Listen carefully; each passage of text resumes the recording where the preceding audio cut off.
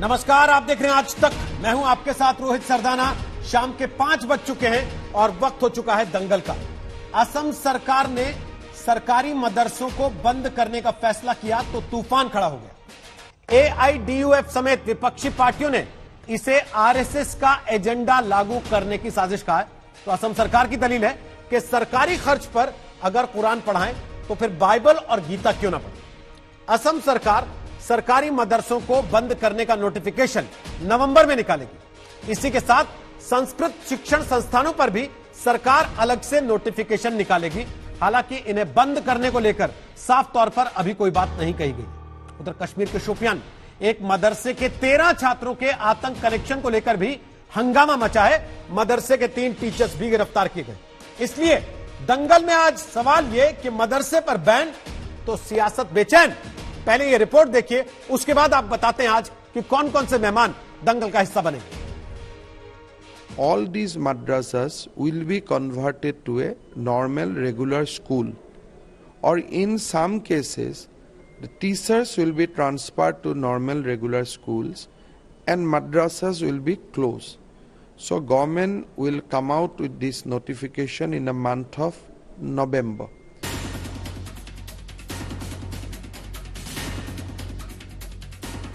सरकारी मदरसों को बंद करने के फैसले के इस ऐलान के साथ असम सरकार ने नई बहस छेड़ दी है। असम सरकार की दलील है कि सरकारी खर्च पर धार्मिक पढ़ाई नहीं हो सकती। While we believe that government should not spend money for doing something which is not in our mandate, because in my opinion teaching Quran cannot happen with the cost of the government.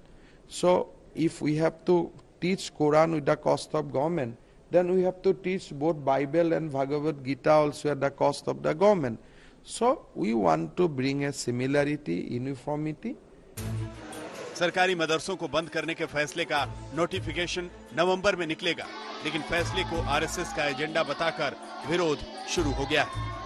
ये तो स्वाधीन भारत से पहले ही ये मदरसा शुरू है, वहाँ से अभी तक चल रहा है।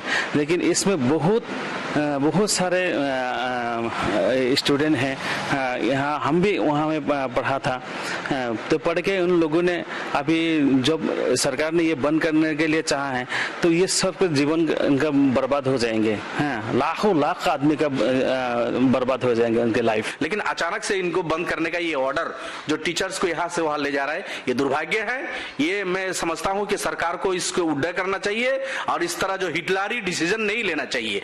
ये सेकुलर डेमोक्रेटिक कंट्री है, इसमें जो सिस्टम चला रहा है आइन का कानून चलना चाहिए। इनके हिटलरी कानून और नागपुर से डिक्टेशन जो इनको आता है वो कानून यहाँ नहीं चलना चाहिए। हालांकि जब असम सरकार मदरसों को बंद करेगी तो वहीं राज्य के संस्कृत स्कूलों पर भी वो फैसला कर सकती है, क्योंकि सरकार के मुताबिक संस्कृत स्कूलों की व्यवस्था भी पारदर्शी नहीं है। मदरसों को लेकर देश में पहले भी बड़ी बहस छिड़ी, न सिर्फ सरकारी खर्च पर मदरसा शिक्षा को लेकर, बल्कि कुछ मदरसों के देश विरोधी गतिविधियों में शामिल होने को लेकर भी। कश्मीर के शोपिया में सिराजुल उलूम मदरसे के 3 टीचर्स को पब्लिक सेफ्टी एक्ट के तहत गिरफ्तार किया गया है। रिपोर्ट्स के मुताबिक मदरसे के 13 छात्र आतंकवादी गतिविधियों में शामिल हुए हैं। हालांकि मदरसे की दलील है कि उनके छात्र सेना में भी भर्ती हुए हैं। इस स्कूल के 3 टीचर को ऑलरेडी हम लोग पीएसएफ बुक कर चुके हैं, जिसका नाम है अब्दुल हक भट्ट, दूसरा फरोख भट्ट डार और मोहम्मद यूसुफ वानी। इसके अलावा करीब 5-6 टीचर्स को हम लोग 107 सीआरपीसी के साथ बॉन्ड ऑन कर चुके हैं। हमारे सर्वेलेंस में है, जैसा कि हम लोग का पॉलिसी है कि अभी तक हम लोग का ये इसका बेसिकली जो एफिलिएशन है जमात इस्लामी स्कूल का है, हमारे सर्वेलेंस में है। हम लोग अभी व्यक्ति पर पर्सन पर भी एक्शन ले रहे हैं, अगर जरूरत पड़ा तो इंस्टीट्यूशन पर भी एक्शन लेंगे। मदरसे को लेकर राजनीतिक तलवारें खींची हैं, क्योंकि इस पर हिंदू मुस्लिम राजनीति भी हुई है। शोपियां से अशरफ वानी के साथ हेमंत कुमार नाथ, गुवाहाटी, आज तक। तो आपको बता दें कि दंगल में आज हमारे साथ संबित पात्रा होंगे, वो बीजेपी के प्रवक्ता हैं। हमारे साथ रफीकुल इस्लाम होंगे, वो प्रवक्ता हैं एआईडीयूएफ के। हमारे साथ संगीत रागी हैं, राजनीतिक विश्लेषक हैं, दिल्ली यूनिवर्सिटी में पढ़ाते हैं, पॉलिटिकल साइंस और आरएसएस से भी जुड़े। तस्लीम अहमद रहमानी हमारे साथ आ गए, वो सचिव हैं एसडीपीआई के। हमारे साथ मौलाना मोहम्मद सूफियान निजामी होंगे, वो प्रवक्ता हैं दारुल उलूम के, और मौलाना अली कादरी हमारे साथ होंगे, वो धर्मगुरु हैं। एमएच खान हमारे साथ होंगे, वो राजनीतिक विश्लेषक हैं। सबसे पहले संबित पात्रा, मेरा सवाल आपसे है, यह फैसला क्यों कि असम में मदरसों को बंद किया जाए, उनको सरकारी स्कूलों में तब्दील कर दिया जाए, और जहां उनको सरकारी स्कूल में तब्दील ना किया जा सके वहां शिक्षकों को सरकारी स्कूल में शिफ्ट कर दिया जाए? देखिए रोहित भाई, मैं 4 बिंदु यहां पर बहुत ही वैज्ञानिक दृष्टिकोण से समझा देता हूं ताकि किसी प्रकार का कंफ्यूजन ना रहे। पहला बिंदु है, ये विषय शुरू क्यों हुआ? क्योंकि कुछ बाइबल के भी जो शिक्षक थे, कुछ ईसाई धर्म को मानने वाले लोगों ने इसी बुनियाद पर कि चूंकि आप मदरसा खोल करके वहां पर कुरान की शिक्षा दी जा रही है, उन्होंने आसाम सरकार को अप्रोच किया कि हम भी उसी लाइन पर ग्रांट इन एड चाहते हैं ताकि हम बाइबल की शिक्षा भी दे सके। तब यह पूरा मुद्दा खुला और आज ये निर्णय हुआ है, क्योंकि ये स्वाभाविक रूप से संभव नहीं है कि बाइबल भी पढ़ाया जाएगा, फिर भगवत गीता के लिए अलग स्कूल खुलेंगी, फिर कुरान के लिए अलग स्कूल खुलेंगी। दूसरी बात है, मैं यहां आपको बता दूं कि एक आंकड़ा दे रहा हूं, पूरे 3 ऐसे राज्य हैं, एक है आसाम, एक है बंगाल और एक है उत्तर प्रदेश, जहां पर स्टेट स्पॉन्सर्ड मदरसास, ये जो मदरसाज हैं उनको स्टेट स्पॉन्सर करती है। भारत में केवल 3 ऐसे राज्य हैं, बाकी राज्यों में वो प्राइवेट चलती हैं, उनको स्टेट स्पॉन्सर नहीं करती है। इसलिए इन तीनों राज्यों में आप ऐसे विषय सुनते होंगे। जहां तक आसाम का विषय है, आसाम में 1500 मदरसा हैं और प्रतिवर्ष 262 करोड़ रुपए मदरसों के पीछे खर्च होते हैं। इसमें सबसे बड़ा घोटाला क्या है, अब मैं आपके सामने पेश करता हूं।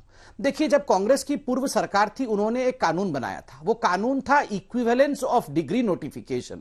मतलब मदरसा से भी कोई पास होता है तो उसका डिग्री मैट्रिकुलेशन में और हायर सेकेंडरी स्कूल में, दोनों में डिग्री बराबर की मानी जाएगी। मतलब आप मदरसा से पढ़ के आते हैं, या आप सेंट जेवियर स्कूल से पढ़कर आते हैं, या आप चिन्मया विद्यालय से पढ़कर आते हैं, सब बराबर माना जाएगा। इक्विवेलेंस ऑफ डिग्री है।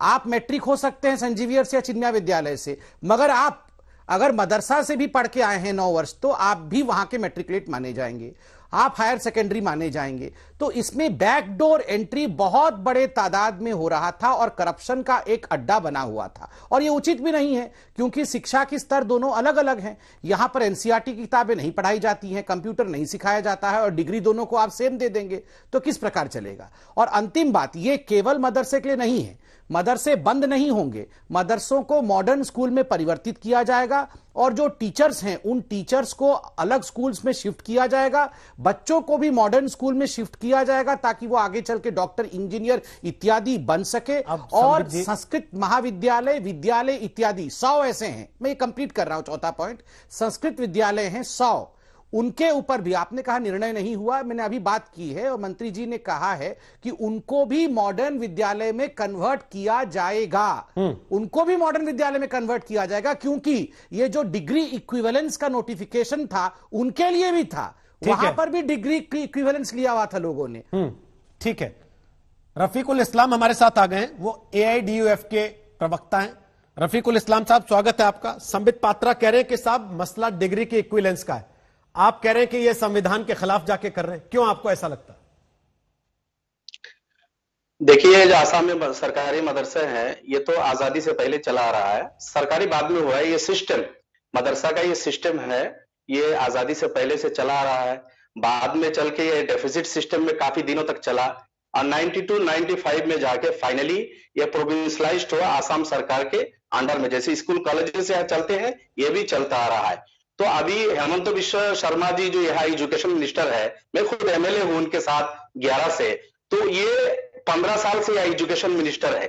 जो मदरसा में अगर ये खराबी है, ये है, वो है, तो पहले क्यों बंद नहीं कराया? अभी बीजेपी की सरकार यहाँ 5 साल तकरीबन होने जा रहा है, ये यहाँ पावर पे आते ही इन बातों को नहीं कहा।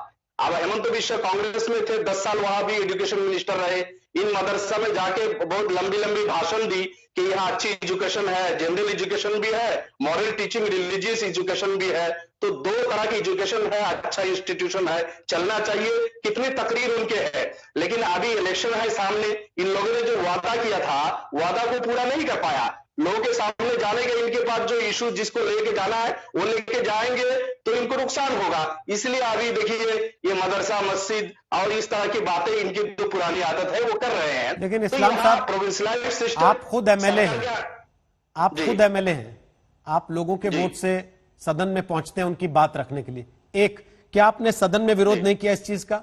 और दो, क्या आप मदरसों के मॉडर्नाइजेशन के खिलाफ हैं अगर सरकार ये कह रही है कि हम उनको सरकारी स्कूल में तब्दील करना चाहते हैं? तो देखिए बिल्कुल मॉडर्नाइजेशन के खिलाफ नहीं, हमने सुझाव ये दिया है अब अपग्रेड कीजिए।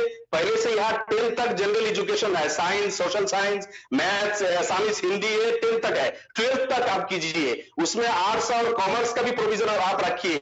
हमने कहा हाँ, ये हेमंत विश्व का कहना है कि कुरान और हदीस की टीचिंग नहीं देंगे। हमने ये भी कहा ठीक है, उसमें भी मशवरा कर लीजिए, बात कर लीजिए, अरबी लिटरेचर भी जोड़ दीजिए, उसमें भी थोड़ा सा अगर इधर उधर करना है, लेकिन सिस्टम जो चला रहा है चलने दीजिए। ये हम बराबर उनको कह रहे हैं। रहा मसला विधानसभा में जो बोलने का, अभी बिल नहीं लाया, ये प्रोविंशियलाइज जो हुआ है एक्ट के अंदर में हुआ है, अभी उस एक्ट को ना अमेंड किया है ना उसको बातिल किया है, कोई बिल अभी विधानसभा में नहीं लाया, ना इन्होंने क्या बोलते हैं इनके कैबिनेट में पास किया है। ये जुबानी तौर पर बोलते आ रहे हैं, हमने विरोध किया। अभी पिछले महीने में विधानसभा हुआ, जुबानी तौर पर वो बोले थे, हमने उसका विरोध किया। लेकिन अभी जस्ट उनका एक लेटर है, उनके जो एजुकेशन लेवल के सेक्रेटरी साहब का लेटर दिया है दूसरे डिस्ट्रिक्ट लेवल पे कि 148 टीचर्स जो कॉन्ट्रेक्चुअल थे उनको यहां से शिफ्ट करके दूसरे स्कूलों में लिया जाए।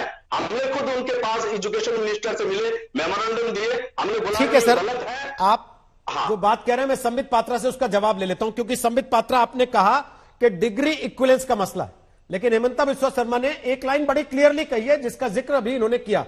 उन्होंने कहा सरकारी खर्चे पे कुरान नहीं पढ़ाएंगे और मदरसे जो बने वो दीनी तालीम के लिए बने, इस बात को आप भी इनकार नहीं कर सकते। या तो आप ये बता दीजिए, आज तय कर दीजिए कि धार्मिक शिक्षा का कोई केंद्र सरकारी खर्च पर नहीं चलेगा, यह हमने तय कर दिया है। अब देखिए, दो बातें इसमें जान लीजिए। एजुकेशन कॉन्करेंट लिस्ट में है संविधान में, तो स्वाभाविक रूप से राज्य अपना निर्णय ले सकती है। आप याद करिए, मैंने आपको इससे पहले भी बताया था, 3 ही राज्य ऐसे हैं भारतवर्ष में, आसाम, बंगाल और उत्तर प्रदेश, जहां पर स्टेट स्पॉन्सर्ड मदरसा है। बाकी किसी राज्य में स्टेट ग्रांट इन एड मदरसों को नहीं देती। मदरसे हैं वहां पर प्राइवेट मदरसे हैं, स्टेट स्पॉन्सर्ड मदरसे नहीं है। दूसरी बात है, मैंने यहां पर इक्विवेलेंस ऑफ डिग्री की बात की, उसके ऊपर यह एक टेक्निकल विषय था जिसके ऊपर किसी ने नहीं कहा सेक्युलरिज्म खतरे में आ जाएगा, संविधान खराब हो जाएगा, वो सब कुछ कहा गया। और यह भी कहा गया कि सरकार आने से पहले, स्वतंत्रता से पहले ये मदरसा चल रही हैं, इसलिए इनको बंद करना उचित नहीं होगा। देखिए, सती प्रथा भी बहुत पहले चल रही थी, मगर वो कानून सम्मत नहीं था, इसलिए कानून के अंतर्गत उसे बंद कर दिया गया।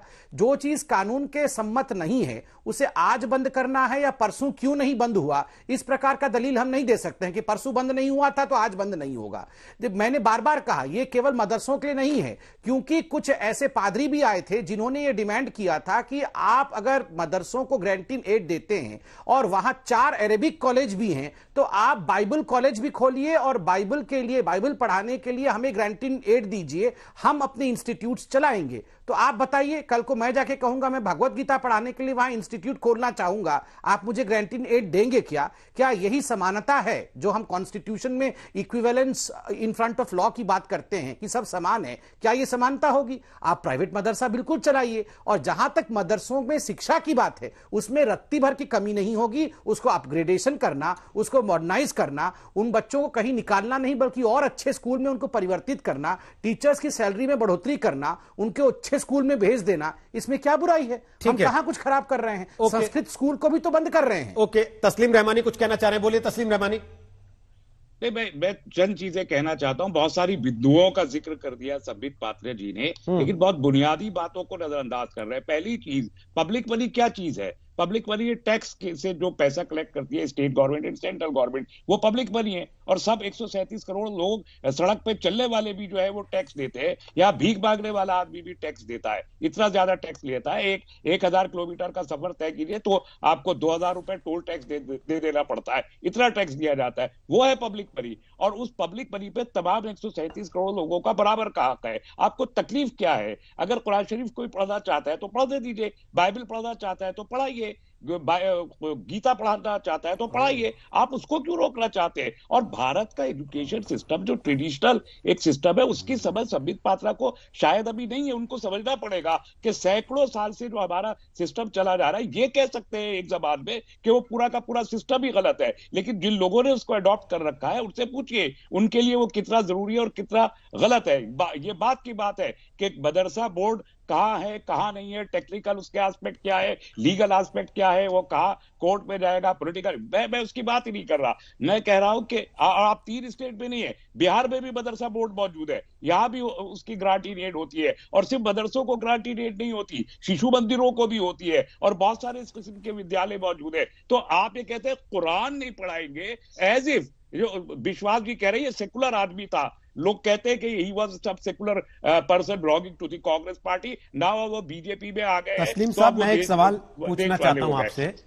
पहली बात, क्या शिशु मंदिर धर्म की शिक्षा के लिए बने हैं, या फिर वहां का कोर्स करिकुलम और सिलेबस पब्लिक डोमेन में कोई भी देख सकता है और जान सकता है कि वहां क्या पढ़ाया जाता है? वो किसी ना किसी स्टेट एजुकेशन बोर्ड से या फिर सीबीएसई बोर्ड से एफिलिएटेड होते हैं या नहीं होते हैं? दूसरा, आपने अगर कहा कि देश के टैक्स के पैसों से, सर अगर देश के टैक्स के पैसों से धार्मिक शिक्षा है, तो फिर क्या सारे धर्मों को ये छूट दे देनी चाहिए कि ठीक है सरकार खर्चा उठाएगी, आप धार्मिक शिक्षा के केंद्र खोल लो? रोहित, आर्टिकल 30 और आर्टिकल 29 में ये इजाजत मौजूद है। उसके पीछे पड़ी है ये सरकार। एक्चुअली इनका एजेंडा है सेफ्रॉन एजेंडे के साथ। ये सिर्फ एक कलर में करना चाहते हैं, ये माइनॉरिटी एजुकेशन सिस्टम को डिसमेंटल करना चाहते हैं। मैं अब 2 सवाल लूंगा, एक पहले एमएच खान से और उसके बाद दारुल उलूम से हमारे साथ आ गए हैं सुफियान निजामी साहब। वो तो खुद मदरसा चलाते हैं, वहां पढ़ाते हैं, जरा उनसे पूछेंगे योगी सरकार आने के बाद कितना कुछ बदल गया। उसके पहले एमएच खान, क्या सरकार मदरसा सिस्टम को खत्म कर देना चाहती है, किल कर देना चाहती है, या उसको मॉडर्नाइज करके बेहतर करना चाहती है? सरकार की नीयत में आपको खोट लगता है क्या? एमएच खान। नहीं रोहित जी, सबसे पहले तो मैं ये कहूंगा कि मदरसे में अगर दीनी तालीम दी जा रही है, कुरान शरीफ पढ़ाया जा रहा है, तो उसका उज्र नहीं होता है, मान्य नहीं है इस्लाम में। या आप कुरान शरीफ पढ़ा रहे हैं, दीनी तालीम दे रहे हैं और सरकार से एड ले रहे हैं, ये बिल्कुल गलत है, ये दीन के खिलाफ है। लेकिन अगर मदरसों में साइंस, हुजूर सल्लल्लाहु अलैहि वसल्लम का एक कौल है कि उन्होंने कहा पहले तालीम हासिल करो, तालीम हासिल करने के 8 साल बाद नमाज फर्ज हुआ है। तालीम हासिल करने के लिए कहा उन्होंने कि अगर चाइना जाना हो तो वहां भी चले जाओ। तो चाइना में कोई मदरसा थोड़े था।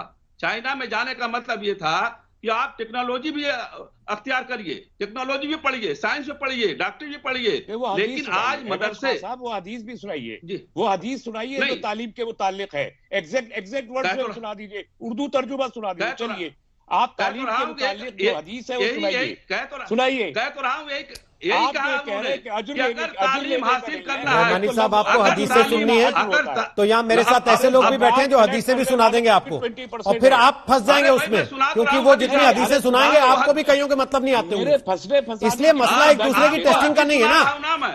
तस्लीम रहमानी, अगर आपको उनकी बात सूट नहीं कर रही है तो आप ये कहेंगे कि हदीस सुनाओ। अभी मौलाना सुफियान निजामी हदीस सुना देंगे 4 जिनका आपको मतलब नहीं पता होगा, फिर क्या कहिएगा? रोहित जी ये हदीस है, तर्जुमा इनको याद है, रोहित जी ये हदीस है, इनको याद है, वो तो सुना ही रहे हैं सर। अरे वो तो सुना ही रहे हैं तस्लीम रहमानी। मसला इस समय हदीसें सुनाने का नहीं है, मसला यह है कि केवल हदीसें पढ़ा के काम चल सकता है क्या? केवल हदीसें पढ़ाने के लिए मदरसे चलाने चाहिए, या फिर इंसान को अरे भाई पूरी शिक्षा देने के लिए मदरसे में व्यवस्था होनी चाहिए? ये बहस हो रही है तस्लीम रहमानी।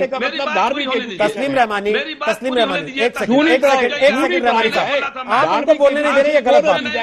तस्लीम रहमानी, आप उनको बोलने नहीं दे रहे, ये गलत बात। आप देखिए, मैं आप उनको बोलने दीजिए। आपके बीच में टोका किसी ने? तस्लीम रहमानी, आपने जो भी बोला किसी ने टोका आपको? पूरी बात आपने कही, लेकिन खान साहब की बात आपको पसंद नहीं आए तो आप तुरंत कूद पड़े कि हदीस सुनाओ।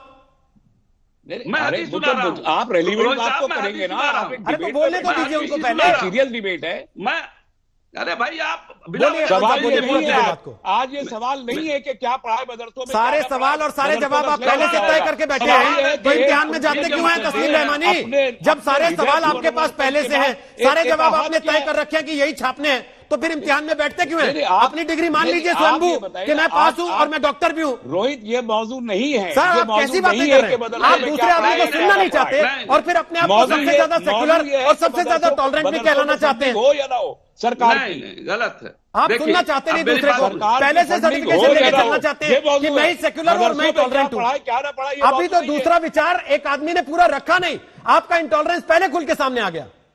अरे भाई मैं वो विचार मौजू के अरे बीच जा सर, रहा है, आप इसलिए पहले मैंने उनको कहा। पूरा तो कर लेने दीजिए, पूरा तो कर अच्छा लेने कीजिए दीजिए पूरा, फिर बता देंगे। कमाल है यार, प्लीज। कमाल एमएच है। खान पूरा कीजिए, फिर जी। सुफिया निजामी साहब के पास आऊंगा।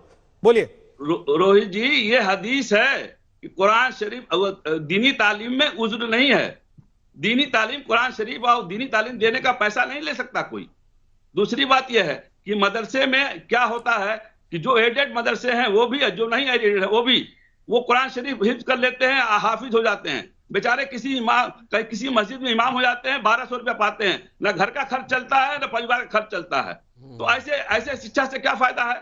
अगर मॉडर्नाइजेशन हो रहा है, अगर साइंस आ रहा है, टेक्नोलॉजी आ रही है, कंप्यूटर आ रहा है, यही मैं कह रहा था। अगर सारी ये चीजें जो आ रही टॉपिक हैं, नहीं है तो ना आज अच्छी का, बात है। रोहित ये टॉपिक लेकिन आपने तय किया जो, वो ये नहीं है। एक सेकंड, बड़ा मुश्किल आप है ही ने यार। दिया है टॉपिक। रहमानी आपको साहब, टॉपिक ये नहीं है कि मदरसे बड़ी में क्या दिक्कत है पढ़ाया, भाई, क्या बड़ी पढ़ाया। दिक्कत है। दिक्कत यह है, बड़ी टॉपिक मुश्किल ये है है कि बड़ी गाँव दिक्कत जाते है हो, रहमानी हो साहब, या ना बड़ी हो, दिक्कत है। religious मतलब education। थोड़ा सा बहुत परेशानी आपको आपको पसंद है। नहीं आए तो आप दूसरे को बिल्कुल एकदम शट कर देते हैं कि बोलने नहीं देंगे। नहीं, मैं अरे नहीं भाई, करता है। इनको आप कौन सर आप मानता है? बिहार नहीं तक करता, चले गए लेकिन क्योंकि रोहित आपको वहां जी, चुनाव इनको लड़ना है। कौन मैंने मानता कुछ बोला? है? इनको मैंने कौन बोला कि मानता आप है? जानबूझ के बिहार का जिक्र कर रहे हैं क्योंकि आपको वहां चुनाव लड़ना है? नहीं रोका ना मैंने आपको। नहीं तो क्योंकि मैं मानता हूं, इनको कौन मान रहा है? सर मैं मानता हूं कि आप एक राजनीतिक विचारक हैं, तो आपकी राजनीति घुसेगी किसी भी विचार में। मैं नहीं रोक रहा इसलिए आपकी बातों को। एक सेकंड, अब मैं जरा सूफिया निजामी को लेकर आ रहा हूं। बोलना सूफिया निजामी, गलत कोट कर आप दिया और अली कादरी दो लोग ऐसे हैं यहां पर बैठे हुए जो सीधे सीधे तौर पर मदरसों से जुड़े हुए, जो मदरसे चलाते हैं, मदरसों का मैनेजमेंट देखते हैं। अब मुझे एक डिबेट याद है, यहीं बैठकर हमने और आपने की थी, जब सवाल यह उठा था कि योगी सरकार ने कहा कि मदरसों के डिटेल्स आप ऑनलाइन दीजिए, उनको रजिस्टर कराइए अगर आपको सरकार से एड चाहिए। तो कुछ लोगों ने कहा कि ये देखिए सरकार दखल दे रही है, मदरसे के अंदर घुस जाना चाहती है। क्या व्यवस्थाएं ऑनलाइन की आप लोगों ने? अगर की तो क्या सरकार मदरसे में घुस आई? और क्या सरकार ने आपसे कहा कि सुफियान निजामी ये जो तुम पढ़ा रहे हो ये गलत है, इसको आज बंद कर दो वरना हम पैसा देना बंद कर देंगे?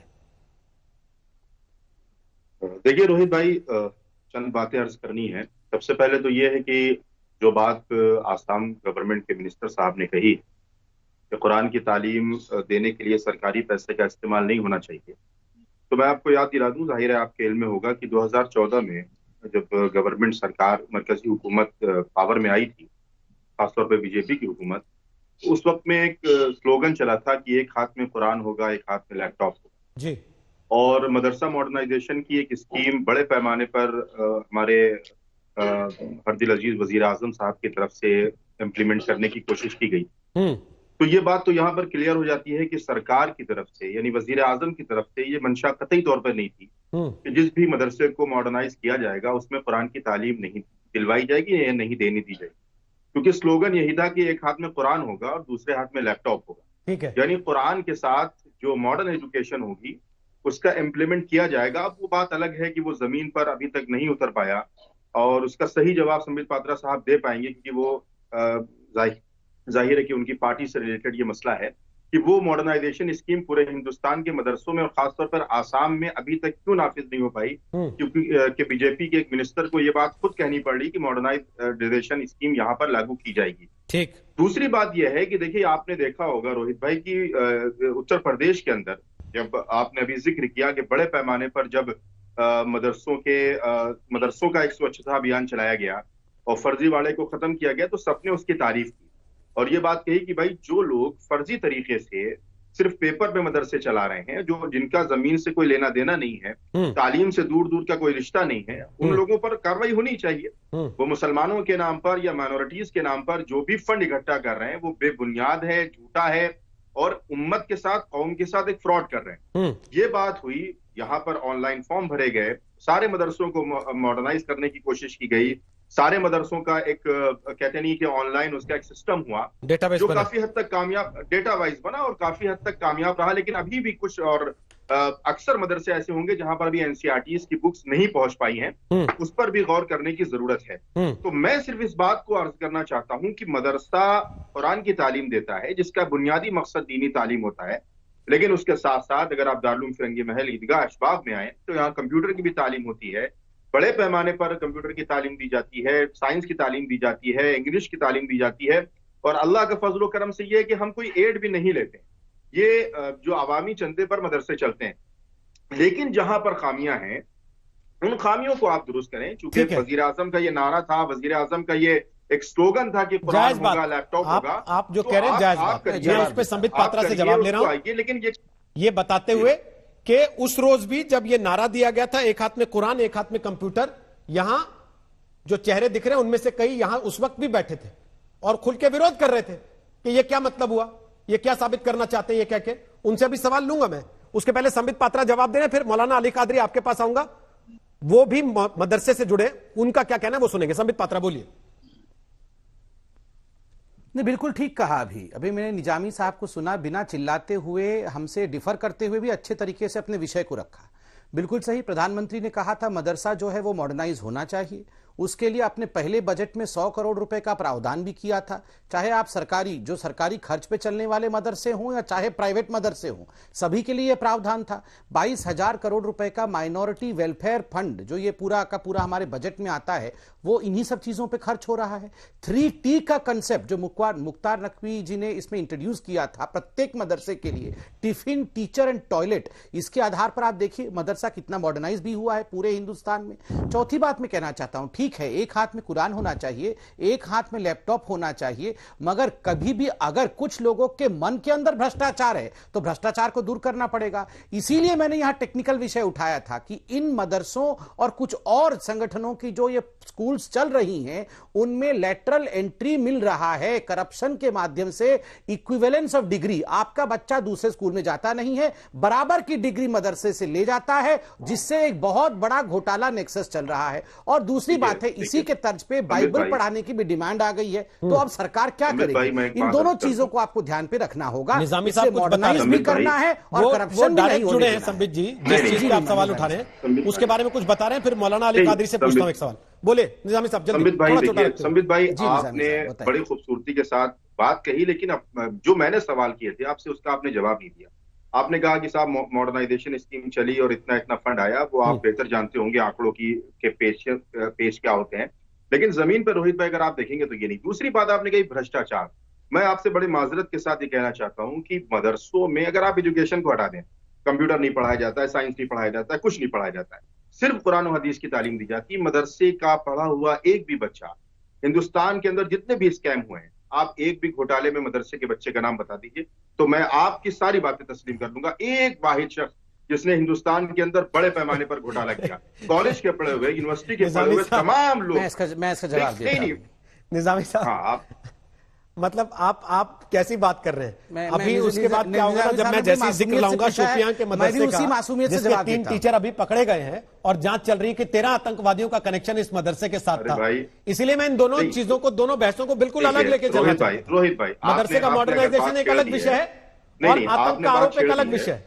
आप तो उसके ऊपर चले गए कि भ्रष्टाचार के मामले में कोई लिप्त आदमी ऐसा बता दीजिए जो कभी मदरसे से पढ़ा हो। आपने भ्रष्टाचार का जिक्र किया तो मैंने उसका जवाब दे दिया। अगर आप आतंकवाद का जिक्र करेंगे तो उस पर ठीक है। अली कादरी कुछ कह रहे हैं, पहले वो बोल लें, उसके बाद रहमानी साहब भी बुला रहे हैं को अलग रखिए। एक सेकंड, अली कादरी ने हाथ उठाया, वो कुछ कहना चाहते हैं। एक सेकंड, आप कह रहे हैं ना तस्लीम रहमानी अलग रखिए, बोलिए अली कादरी साहब क्या बोलना चाह रहे हैं?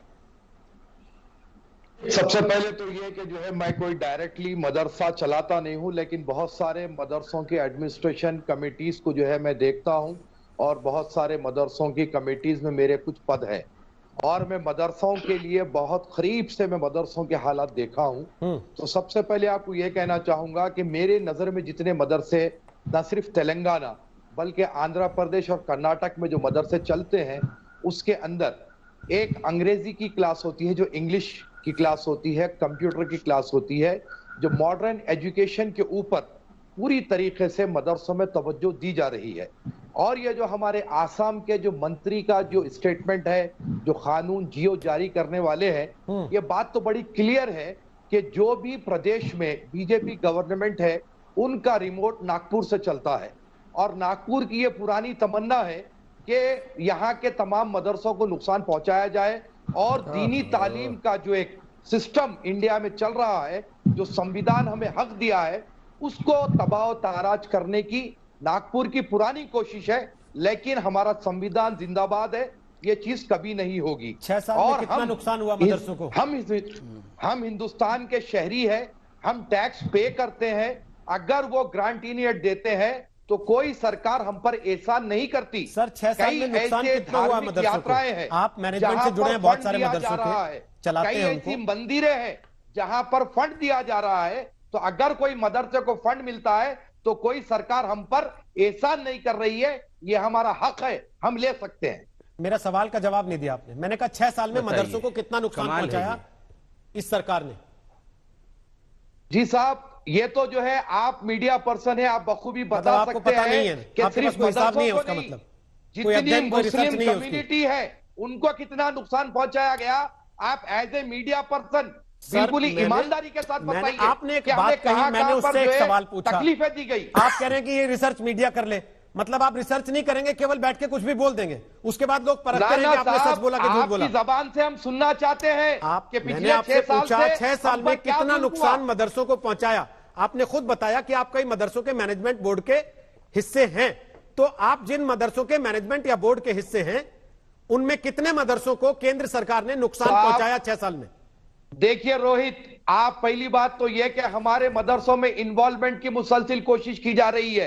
आए दिन नए नए इल्जामात मदरसों पर आपके बीजेपी के लोग लगाते हैं। कोई कहता है कि ये आतंकवाद की फैक्ट्री है, तो एक नेक नाम खराब करना भी इन्वॉल्वमेंट है और हमारी छवि खराब करने की, अब आप राजनीतिक बात कर रहे हैं, छवि खराब करने की और राजनीतिक बात करने के लिए तस्लीम रहमानी है मेरे पास, वो केवल पॉलिटिकल बात ही करेंगे क्योंकि उनको चुनाव लड़ना है। आपको चुनाव नहीं लड़ना, आप मदरसे चलाने वाले लोग हैं। आप कम से कम व्यवहारिक तौर पे ये तो बताइए कि सरकार ने क्या नुकसान किया 6 साल में, क्या क्या नुकसान किया मदरसों को? जैसा कि आज जो आसाम की बात हुई है वो खुद एक हमारे लिए नुकसान है। आप मदरसों को खत्म कर देंगे, मदरसे की बात पूछ रहा हूं सर, स्कूल में तब्दील आसाम वाले बैठे हैं वो बता रहे हैं वहां का। आपके अपने जो मदरसे हैं जिनके आप मैनेजमेंट के हिस्से हैं, उनमें कितने मदरसों को केंद्र सरकार ने नुकसान पहुंचाया? केंद्र अंदर घुस आया या केंद्र ने कहा कि इंग्लिश की किताब में ये वाला चैप्टर निकाल के ये डाल दो, ये पढ़ाओ? अभी साउथ में जो है अभी उतना बीजेपी का असर नहीं पड़ा कि हमारे मदरसा तो साउथ हिंदुस्तान में नहीं आता क्या? लेकिन नहीं, केंद्र की सरकार के तहत नहीं आता क्या साउथ? अच्छा, अटूट हिस्सा है हिंदुस्तान का, वो केंद्र की सरकार के तहत नहीं आता, वहां केंद्र की नीतियां नहीं चलती क्या? अभी वो सांप्रदायिकता यहाँ तक फैला नहीं सके। चलिए सर, पता लग गया, समझ में आ गया। रोहित भाई, संगीत रागी कुछ कमेंट करना चाह रहे हैं? संगीत रागी, क्या सरकार संघ का एजेंडा लागू कर रही है मदरसों के खिलाफ? क्योंकि लगातार यह आरोप लगता रहा कि मदरसे आतंकी गतिविधियों में लिप्त हैं, लेकिन होम मिनिस्ट्री, गृह मंत्रालय कोई एक ऐसी गंभीर स्टडी, कोई ऐसा दस्तावेज अभी तक लेकर नहीं आया जिससे यह चीज साबित हो जाए कि मदरसों से आतंकी गतिविधियां चलती हैं, इसलिए इनको बंद करना चाहिए। देखिए रोहित जी, दुनिया में बहुत सारे काम हैं। अमेरिका की सीनेट ने भी इस पर अपनी एक रिपोर्ट प्रस्तुत की है। मदरसों से आतंकवादी पैदा होते हैं, ये कोई प्रमाण देने की इस पर आवश्यकता नहीं है। ऐसा मैं इसलिए ऐसा कह रहा हूं कि जो अफगानिस्तान के अंदर में यहाँ पर देवबंद के बैठे, जो अजमेर का बम ब्लास्ट हुआ, प्लीज मुझे बात करने दीजिए सर। आप बोले वो बिल्कुल नहीं बोले, वो सुनते रहे, आधे घंटे से सुन रहे हैं सबको। क्या उसको हिंदू आतंकवाद? अली कादरी देखिए, वो आधे घंटे से सबको सुन रहे हैं, किसी को उन्होंने कुछ नहीं कहा, सबकी बात सुन ली। अब उनकी बात भी सुनी जानी चाहिए कम से कम, जो भी उनकी राय है। रहमानी साहब, आप तो हर किसी की राय में अपनी राय डाल देना चाहते हैं, क्योंकि आपको लगता है कि सबसे बड़ा राय ज्यादा मैं ही हूं। अरे आरबी से सर, ये राय साहब वाली पद भी अब खत्म हो चुकी है देश में, तस्लीम रहमानी। हर किसी की राय पे मेरी राय चलेगी, ऐसा नहीं होगा। ऐसा करेंगे तो फिर मुझे आवाज बंद करनी पड़ेगी। 6 लोग 7 लोग बैठे हैं सर, एक एक करके अपनी बात बोल रहे हैं। आप रोज डिबेट में आने वाले आदमी हैं, उसके बाद ऐसी बात कर रहे हैं आप। मेरी बात पूरी नहीं होने संगीत रागी बोलेंगे, तस्लीम रहमानी तब आपसे पूछूंगा। बोलिए संगीत रागी। रोहित जी, रोहित जी, मैं टैक्स पे करता हूं। हिंदू एक ऐसी पुस्तक को पढ़ाने की इजाजत, अनुमति कैसे दे जो ये कहता हो कि जो इस्लाम में विश्वास नहीं करे उसके make a war on unbelievers till the Allah religion reign supreme. आयत सूरा 8 आयत 39, सूरा 9 आयत 29 instruct fight those who do not believe in Allah. जो अल्लाह में विश्वास नहीं करता है उससे युद्ध करो। नमाज एक minute please Rahmani, mister Rahmani please shut up, don't behave like an idiot. होते कौन है भाई? Mister Rahmani, don't behave like an idiot. जितना टैक्स मैं देता हूँ आप भी रहमानी, इडियट की तरह बिहेव करना बंद करो। सुनो, मैं तुमको इतनी देर से सुन रहा हूँ। बदतमीज बनना बंद करो। आप बदतमीजी करना बंद करो। तुमको तुम्हारे आईना दिखा रहा हूं मैं। तुमको तुम्हारा आईना दिखा रहा हूं। क्या पढ़ूंगा? तुमको तुम्हारा आईना दिखा रहा हूं तस्लीम रहमानी, कि जिस किताब को तुम मदरसे में ले जाते हो कितना आतंकवाद पैदा करता है। आप रोहित से पूछे ये होते कौन है इजाजत देने वाले? मैं खान साहब से पूछ रहा हूँ पहले एक सवाल। इनके बेचते क्या है? रुकिए। नहीं, रोहित जी, ये तो ठीक बात नहीं है। मैंने अपनी बात खत्म नहीं की है रोहित जी। नहीं, एक सेकंड रुकिए। अरे नहीं, अरे सर प्लीज एआईएबी वाले प्लीज उनको भी रोक लीजिए थोड़ा सा। जो कुरान यह कहता हो कि बाकी दुनिया के सारे चीजें वो खराब हैं, वैसी चीजें मदरसों में क्यों पढ़ाई जाए? और पढ़ाई जाए तो उसका पैसा मैं क्यों दूं? मैं क्यों दूं? अपने मदरसे के लिए मैं कुरान की आयतें पढ़वाऊं। कहां से उठी थी? मैं पढ़वाऊं कुरान की आयतें। अब आप लोग लड़ते रहेंगे तो फिर हो गई बात। ठीक है, सबकी आवाज रोक रहा हूं और अहमद खान के पास जाओ। रफीकुल इस्लाम आपके पास आता हूं, उसके पहले एक बार अहमद खान को सुन लीजिए। अहमद खान, ये आवाज कहां से उठी थी जब कुछ लोगों ने बैठ के यहीं इसी प्रोग्राम में कहा कि भाई वहाबी किताबें भी पढ़ाई जा रही कुछ मदरसों में, और यहां बैठ के लोगों ने कहा ज्यादा दूर जाने की जरूरत नहीं है, दिल्ली से 150-200 किलोमीटर चले जाइए, वहां ऐसी किताबें पढ़ाई जा रही हैं जो सऊदी में बैन है, लेकिन यहां दिल्ली में नई सड़क पे मिल जाती हैं और कुछ मदरसों में पढ़ाई जाती हैं। वो कौन लोग थे जिन्होंने अबू बकर अल बगदादी को चिट्ठी लिख दी थी मदरसे की आड़ में और यह कहा था कि आपकी ताजपोशी हुई है, हम आपका स्वागत करते हैं, आप ही बचाएंगे अब दुनिया के मुसलमानों को? क्या वो मदरसे में पढ़ाने वाले लोग नहीं थे? और अगर ऐसी चीजें हैं तो सवाल उठेंगे, जवाब देने पड़ेंगे ना उसके। अहमद खान बोलिए। जी, ऐसी चीजें अगर है तो सवाल, इसको मैं कंडम करता हूं, इसको मैं निंदा करता हूं। देखिए, मैं फिर आपसे वही कह रहा हूं कि एक जो मदरसे कायम हुए हैं, अगर मॉडर्नाइजेशन हो रहा है, अगर उसका उच्चीकरण हो रहा है तो उसमें कोई बुराई नहीं है। आप जितने लोग बैठे हैं, रहमानी साहब बताते हैं कि किसी मदरसे से एक कोई डॉक्टर निकला, एक कोई इंजीनियर निकला, एक कोई आईपीएस निकला, एक कोई आईएएस निकला, कुछ नहीं मदरसे निकला। इस पर्पस के लिए कुरान, मदरसे मेडिकल कुरान, नहीं है ना। अरे साहब आपको भी मालूम है। अरे मदरसे से आप डॉक्टर कैसे, आप मदरसे से कैसे, आपके पेड़ से अमरूद कैसे ले सकते हैं? कौन से हुजूर के मानने वाले हो तुम यार? कौन से पेड़ इस्लाम को मानने आपका वाले लगा हो रहे तुम? अमरूद की कौन से इस्लाम को मानने वाले हो बात तुम है ये? यार? अबे अजीब बात है, 1200 रुपया तनख्वाह पर इमाम बनाना चाहते हो हमारे? आप मदरसे से बना के 1200 रुपया तनख्वाह पर आप उसकी रोजी रोटी छीनना चाहते हो? मदरसा मौलवी पैदा करने के लिए होता है। क्यों नहीं मदरसे में इंजीनियरिंग पढ़ाई जाती है? क्यों नहीं अरबी पढ़ाई, इंग्लिश पढ़ाई जाती है? बताओ ना, क्यों नहीं मॉडर्न स्कूल पढ़ाया जाता है? क्यों सिर्फ अरबी पढ़ाई जाती है? और आप बीच में बोलते हो ना, कुछ आप पता नहीं। रहमानी साहब, उन्होंने आपसे एक बड़ा व्यावहारिक सा सवाल पूछा। उन्होंने पूछा, बता दीजिए मदरसे में पढ़े कितने डॉक्टर, कितने इंजीनियर आप जानते हैं? आप बता दीजिए। आप जानते हैं? जवाब दिया रोहित के मदरसा डॉक्टर इंजीनियर बनाने के बारे में नहीं है। मदरसे इंजीनियर डॉक्टर बनाने के लिए नहीं है। तो जो सवाल ने उठाया कि वो डिग्री की इक्विवेलेंस पा जाते हैं और वो एक्चुअली इक्विवेलेंट होते नहीं है तस्लीम रहमानी, उसका जवाब क्या है?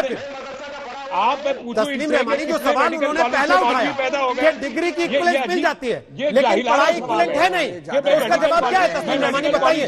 या फिर अब आप पॉलिटिशियन है तो आपको सूट करता है कि बच्चा अनपढ़ ही रहे, इसलिए आप चाहते हैं कि वो वैसा ही रहे? की क्या बात है भाई? आप बताइए, आप इंजीनियरिंग कॉलेज से साधु प्रोड्यूस करेंगे क्या? आप वहां से पंडित सर मुझे ये बता दीजिए ना, मदरसा पढ़ने के बाद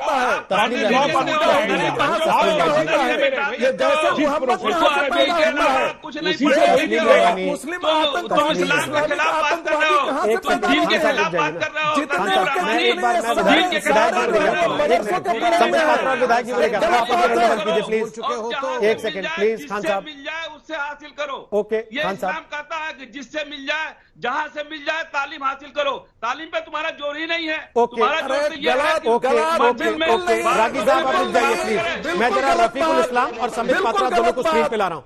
रफीकुल इस्लाम, सवाल ये कि अभी तस्लीम रहमानी ने खुद कह दिया इस बात को कि भाई मदरसे में डॉक्टर इंजीनियर बनाने के लिए नहीं भेजते हम, और संबित पात्रा पहली लाइन से कह रहे हैं कि डिग्री का इक्विवेलेंस पा जाते हैं, जबकि असल में क्वालिफिकेशन इक्विवेलेंट होती नहीं है। उस क्वालिफिकेशन को इक्विवेलेंट बनाने की यह कोशिश है। क्या आप इसका विरोध करते हैं? देखिए, मैं आसाम, चूंकि आज का डिबेट मेरे ख्याल में आसाम को बेस करके आपने बनाया, शुक्रिया आपका। आसाम में जो मदरसा है इसमें science, maths, Assamese, Hindi, computer और क्लास 10 तक है। और आसाम सरकार की जो बोर्ड है सेवा, आसाम स्टेट एजुकेशन बोर्ड के अंडर में इसके एग्जाम चलता है, इसका पुस्तक है, कोर्स करिकुलम है, इंस्पेक्शन होता है, सब कुछ होता है यहाँ। मैं खुद आसाम के मदरसे से पढ़ा हुआ हूँ। मैं ग्रेजुएशन किया हूँ पॉलिटिकल साइंस में, मास्टर डिग्री किया हूँ, पीएचडी किया हूँ गुवाहाटी विश्वविद्यालय से। मैं गुवाहाटी विश्वविद्यालय में पढ़ाया, मैं टीचर था, मैं आज विधायक हूँ। मेरा एक फ्रेंड है पॉलिटिकल साइंस का, वो प्रोफेसर है। मेरा एक साथी है कॉटन विश्वविद्यालय में टीचर है। बताइए, तस्लीम रहमानी आपका भी नाम नहीं ले पाए और ठेकेदारी करते हैं दुनिया भर के मुसलमानों की। तस्लीम रहमानी ये तक नहीं बता पाए कि आप मदरसे से पढ़े हैं और डॉक्टरेट भी हैं, और दुनिया भर के मुसलमानों की ठेकेदारी वो करते हैं। देखिए, गुवाहाटी विश्वविद्यालय, इसका मतलब आप बिल्कुल भी एजुकेशन सिस्टम को समझना नहीं चाहते। मदरसे प्रोड्यूस कर रहा, आपके साथ के लोग बोल रहे हैं आपके साथ, वो फर्दर रहमानी साहब किस मुंह से जाते हैं लोगों के बीच में वोट मांगने? इसीलिए 150 वोट मिलता है, इसीलिए 150 वोट मिलता है। आप या तो एजुकेशन सिस्टम को नहीं समझ रहे। अरे सर, एजुकेशन सिस्टम का मसले से ज्यादा एजुकेशन सिस्टम को अपने हिसाब से चलाना चाहता है, उसके ऊपर सवाल उठा रहा है संबित पात्रा। अब बताइए, जो बात रफीकुल इस्लाम कह रहे हैं उस पर जवाब क्या है? संबित पात्रा बोलिए। बेसिकली रहमानी साहब सुन लिया, आपको पता लग गया। उसके बाद आपने पूछा तो आपने कहा मदरसे में डॉक्टर इंजीनियर नहीं बनते। आपके सामने बैठा वो आदमी कह रहा है कि मैं प्रोफेसर हूं, मैं पढ़ाता रहा हूं, मैं डॉक्टरेट कर चुका हूं, मैं मदरसे से पढ़ा हूं। आप उसी का नाम ले देते कम से कम। बॉल्वी आप पूछे उसी का नाम ले देते कम से कम आप। अरे आप ये पूछे ना, ये मौलाना खुद को लिखते हैं या नहीं लिखते? आप पूछे एमएलए साहब से, रहमानी साहब आप भी मदरसे पढ़े कि नहीं? पूछे मौलवी है ये, आप भी मदरसे गए कि नहीं, पढ़े कि नहीं मदरसे में तस्लीम रहमानी? अरे मैं कभी मदरसे में नहीं गया। चलिए, लेकिन इसका मतलब मॉडर्न स्कूल में पढ़ते तो जल्दी से ये इक्वलाइजेशन। संबित पात्रा जल्दी से देखिए, आपने पात्रा यहाँ बैठ के देखिए आज इनके अंदर के कंफ्यूजन आपके सामने आया है। जल्दी से इनके ये अभी आप देखिए, अभी रहमानी साहब खुद कह रहे हैं कि डिग्री इक्विवेलेंस नहीं है। ये बोल रहे हैं कि AIADUF के जो प्रवक्ता बैठे हैं वो भी मौलाना है और उसके बाद उसी लाइन में डॉक्टरेट किया हुआ है। तो स्पष्ट रूप से इनके खुद के हेडमास्टर सब अलग अलग यहाँ बयान दे रहे हैं। और आप तो खुद, मैं तो रहमानी जी की बात को आगे बढ़ा रहा हूं भैया, आप ही की बात को आगे बढ़ा रहा हूं।